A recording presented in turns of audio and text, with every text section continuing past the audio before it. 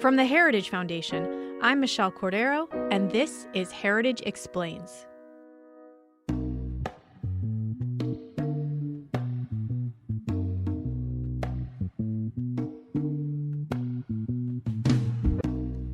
Everyone said there'd be a big baby boom after the COVID-19 lockdowns. Just like snowstorms that force couples to spend a lot of time together indoors lead to an increase of babies about 9 months later. But what happened was the exact opposite.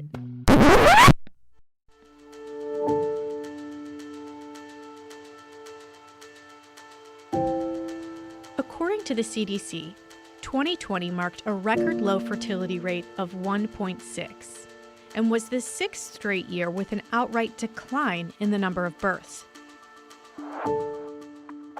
A fertility rate of 2.1 is needed to maintain a stable population. That would be enough children to replace their parents when they die, also known as replacement level fertility. The pandemic and all its uncertainty likely contributed to the 2020 decline, but birth rates were already declining before the COVID-19 pandemic. According to heritage expert and today's guest, Rachel Greszler, American women have been having fewer children for some time now. Ever since the financial crisis in 2008, births have been in decline. Greszler says with astronomical debt rising and birth rates at a historical decline, we're creating a double whammy for future generations. Fewer people left to pick up a higher tab. After this short break, Greszler will explain how a decline in birth rates affect the American economy.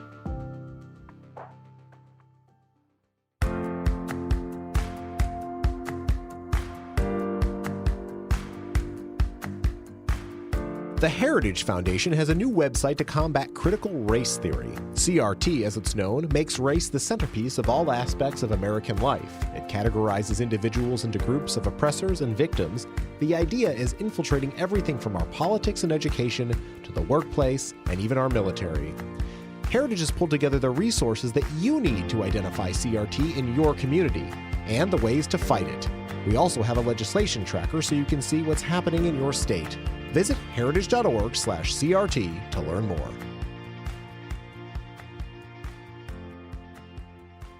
Rachel, what type of an effect does the decline in birth rates actually have on the United States? Well, especially given the financial situation that we're in today, with already an enormous amount of debt going into the COVID-19 pandemic, and then increasing it massively over this past year, what that means is that we could potentially have a declining number of people to pay off that debt. In the past, it's always been the reverse, and so you counted on the population growing and more workers being out there and producing income tax revenue, more people being able to support the Social Security program and those elderly individuals collecting benefits, and now it's potentially the reverse happening, and we can have fewer people paying off those taxes. And just looking at, the total amount of debt, baby born in 2007 entered this world with a debt of about $30,500. A mere 13 years later, in 2020, that figure was almost double at over $59,000. And so that same trend would continue in and of itself. Even imagine that policymakers somehow magically found a way to stabilize the deficits and not add to them in the future. The fertility rate alone being as low as it is at 1.6 would cause that problem to continue to exacerbate, debt levels per person to continue to rise over time, because really just to maintain a stable population, you need a fertility rate of 2.1 compared to that 1.6 that we had in 2020. And so you also wrote that this leads to slower economic growth. How do you connect those two things? Yeah, and so there's been a report by the Federal Reserve that noted that the lower fertility rates lead to slower economic growth. And just simply looking at, economic growth is the sum total of what the people in a country are producing. If you have fewer people that are producing, you have slower economic growth. That's a problem when you're counting on faster economic growth to help climb out of this massive hole that America has created for itself. And that creates a problem, not just for the debt as we look at the amount that people would potentially have to pay back, but I was reading an article today by some of my colleagues that work on the Index of Economic Freedom, and they pointed out that what's happening to America's score there, their level of freedom, is going down merely because of our financial condition. They say that the U.S. fiscal health score in 2020 was only 35 out of 100. And had we been basing our rating simply on that fiscal score, the U.S. would have been in the economically repressed category.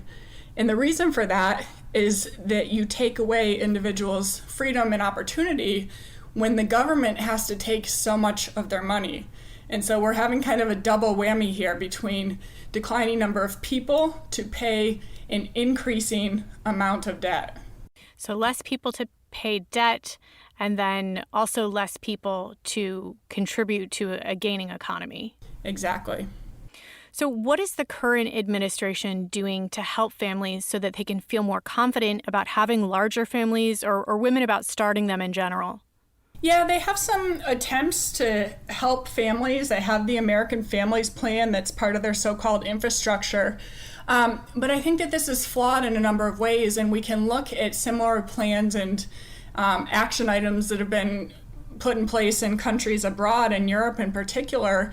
And so the goal is to help people to be more financially capable of having families, to have the workplace flexibility to meet families' needs. And so you implement government mandated programs, taxpayer finance programs, things like paid family leave, subsidized childcare, in an effort to help families, but then it doesn't actually end up helping families, and there have been some unintended consequences, things like it not being the ideal outcome for children and for families, them having negative consequences from being pushed from what might have been their ideal childcare situation of family care into the government-directed subsidized childcare programs, and also just the financial impact of that. Is great to talk about providing all these benefits, which are dollars that flow to families, but there's another side of that doesn't come for free. And so you have to take that money out of people, and you can't just take it out of people who aren't families. It comes from everybody. And so what results is that, yes, families have access to things, but those don't provide them with the choices that they had before. And so they're left with fewer choices and lower incomes because they're having to pay for these big government programs. Okay, in conclusion then, Rachel, can you give us just a couple items of what you think Congress should be doing instead? Yeah, I think that there are a lot of ways that we can help families to have the opportunity to pursue whatever goals are best for them. And that's really the objective of policymakers, should not be to steer them in one direction or another, but to respect families' own preferences and help them to have opportunities to make the choices that are best for them. And that comes from having the opportunity to earn an income, things like occupational licensing reform so that people don't have to spend years and pay excessive fees to perform a job that they already know how to do, that they already have the capability of doing. Things like expanding apprenticeship programs. And so instead of incurring 6 figures of debt for a college education, you can get an education and training for free and have a job coming out of that. And then there are other ways to help families. On the childcare side, there are so many regulations out there that are really hampering the availability of the smaller in-home family providers who tend to be more flexible.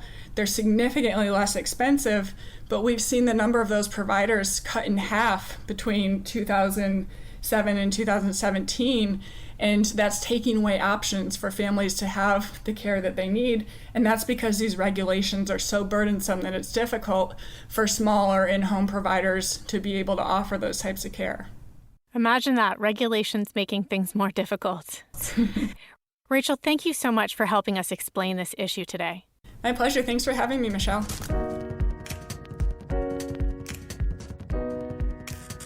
And that's it for this week's episode. Thanks so much for listening, and we'll see you next week.